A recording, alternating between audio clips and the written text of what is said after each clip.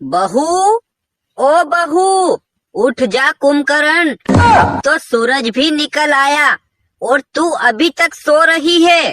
क्या हुआ माँ जी? आप सुबह सुबह क्यों फटे बांस की तरह चिल्ला रही हो? अरे ये कैसी आवारा और बदतमीज बहू मिली है। जब देखो तब मुझसे जबान लड़ाती रहती है।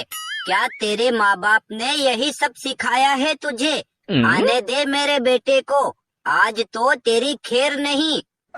लगता है आज बुढ़िया पूरी तरह से मुझसे रूठ गई है। आज तो मेरी मार पिटवा के ही रहेगी।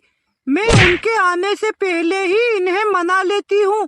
अरे मेरी प्यारी सासू माँ जी, मेरी भोली माँ, मुझसे गलती हो गई, मुझे माफ कर दो। ठीक है बहू, अब जाओ और मेरे लिए ऐसी चाय बनाकर लाओ कि जिसे पीते ही तन बदन झूमने लगे। लेकिन माँ जी, हमारे यहाँ तो भैंस का दूध आता है, किसी नागिन का नहीं। लगता है बहू, तुम्हारे माँ बाप ने बस हर वक्त झगड़ना ही सिखाया है।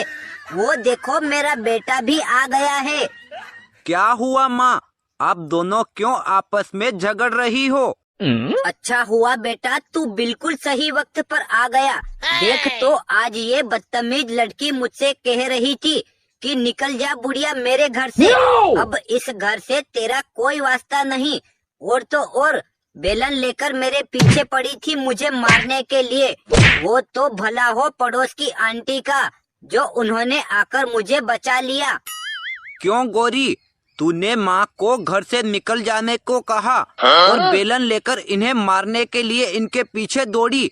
आज तो तुझे बांधकर बेल्ट से मारूंगा। नहीं जी, आज सुबह मेरे उठने में थोड़ी सी देर हो गई तो माँ जी बड़बड़ा रही थी, तो मैंने बोल दिया कि माँ जी चिल्लाइए मत। बच्चों की कसम, मैंने इसके अलावा कुछ नहीं कहा।